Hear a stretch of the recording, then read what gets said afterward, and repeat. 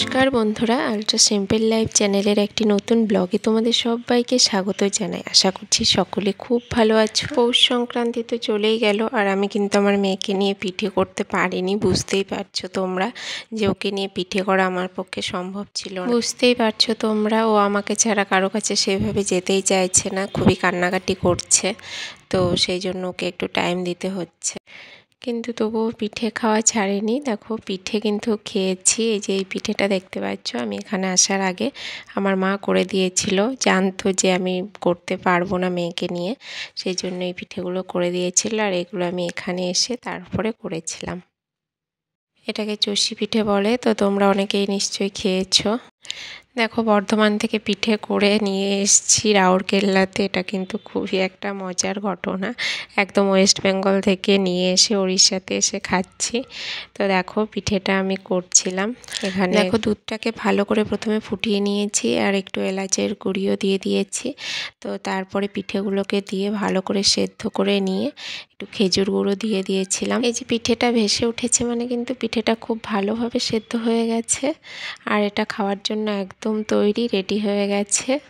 আর যত বেশি ঠান্ডা পড়বে পিঠে খেতে ততই মজা, কিন্তু এখানে খুব একটা ঠান্ডা নেই, না থাকলে কি হবে, তবুও খেয়ে নিতে হবে। আর দেখছো দুধ কিন্তু পরে জমে যায়, দেখো জমে গিয়ে কতটা মোটা হয়ে গেছে।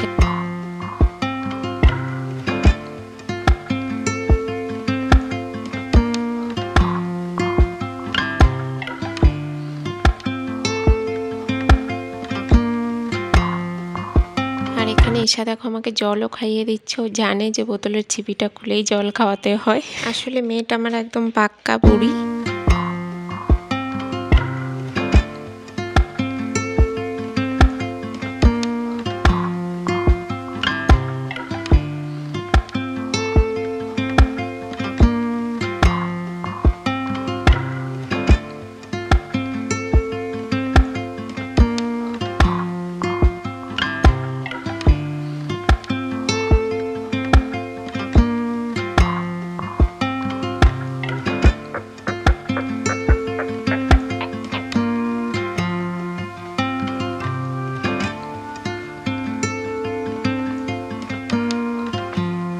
চলো ওর সাথে অনেকক্ষণ খেলছিলাম। তো এরপর তোমাদের আজকে একটা সয়াবিনের রেসিপি করে দেখাবো।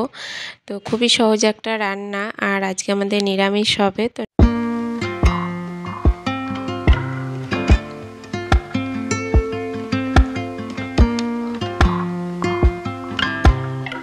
এইভাবে সয়াবিনটাকে রান্না করে খেয়ে দেখবে, খুবই ভালো লাগে নিরামিষ দিনে। তো দেখো আমি প্রথমে সয়াবিনগুলোকে একটু জলে সেদ্ধ করে নিয়েছি, একটু নুনও দিয়েছিলাম। তো তারপর জলটাকে ঝরিয়ে রেখে দিয়েছি, আর এখানে আলু আর পেঁপেটাকে হালকা সেদ্ধ করে রেখে দিয়েছি। এরপর দেখো সয়াবিনটাকে একটু হলুদ, নুন এবং একটু গরম মশলা দেব, এতে কিন্তু সয়াবিনের ফ্লেভারটা খুব ভালো আসে। তো তারপর আমি তেলে ভেজে নেব। গ্যাসে একটা কড়াই বসিয়ে দিয়েছি। তো কড়াইটাকে ভালো করে গরম করে নিতে হবে, না হলে কিন্তু সয়াবিন লেগে যায়।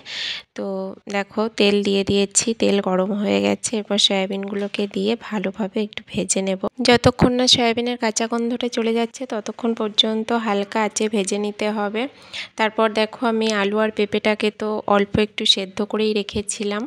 তো এরপরে কড়াইতে তেল দিয়ে জিরে এবং তেজপাতা ফোড়নে দিয়ে তারপর আমি আলু এবং পেঁপেটাকে দিয়ে দেব। আর আজকে যেহেতু নিরামিষ, তো পেঁয়াজ রসুন কিছু তো দেওয়া যাবে না, সেই জন্য দেখো আমি একটুখানি আদা এবং কাঁচা লঙ্কা, সেই সাথে একটু জিরে পেস্ট করে নিয়েছি। তো এই মশলাটাই আজকে সয়াবিনের তরকারিতে দেবো, এতে কিন্তু খেতে খুব ভালো লাগে। দেখো মশলাটাকে দিয়ে আলু এবং পেঁপের সাথে ভালোভাবে কষিয়ে নিতে হবে। আর সেই সাথে আমি যে সয়াবিনগুলোকে ভেজে রেখেছিলাম সয়াবিনগুলোকেও একসাথে দিয়ে দেবো। এইভাবে একসাথে যদি দিয়ে দিই তাহলে সয়াবিনের ভেতরে মশলাটা খুব ভালোভাবে ঢোকে এবং খেতেও খুব ভালো লাগে। তো দেখো এটা খুব ভালোভাবে ভাজা হয়ে গেছে, আর মশলার কাঁচা গন্ধটাও চলে গেছে। তো এরপরে আমি কিন্তু এখানে ঠান্ডা জল অ্যাড করব না, এখানে আমি একটু জল ফুটিয়ে রেখেছি। তো সেই গরম জলটাকে আমি এখানে দিয়ে দেবো, তাহলে কিন্তু তরকারিটা খুব খেতে ভালো লাগে। আর সেই সাথে আমি যে মশলাটার কথা বলেছিলাম, দেখো এই মশলাটা আমি ঘরেই করেছি।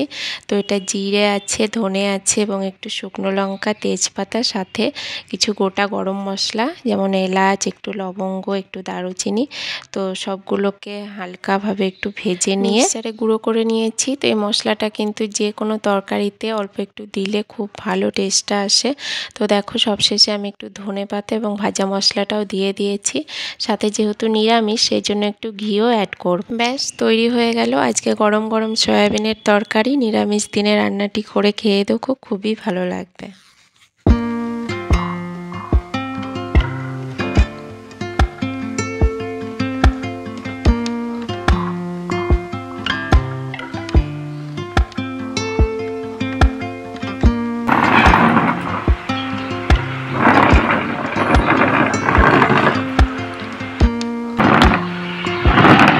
যাবে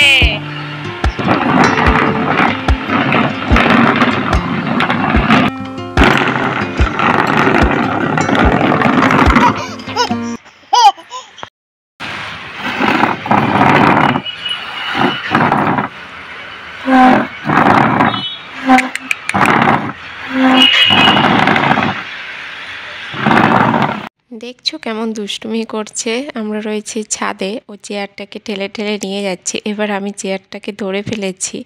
তো ও ঠেলছে যখন যাচ্ছে না, তো ও ভাবছে কোথাও হয়তো লেগে গেছে, সেই জন্য দেখছে যে কি ব্যাপার, কি হয়েছে। তো দেখো এইভাবেই ওর সাথে খেলতে খেলতে আমার দিনগুলো পার হয়ে যাচ্ছে। চলো আজকের ভিডিওটা তাহলে এই পর্যন্তই। দেখা হবে অন্য কোনো নতুন ভিডিওতে। ততক্ষণ সবাই ভালো থেকো, সুস্থ থেকো, সাবধানে থেকো। আর আমার ভিডিওগুলোকে ভালো লাগলে আমার চ্যানেলটিকে সাবস্ক্রাইব করে আমার পাশে থেকো।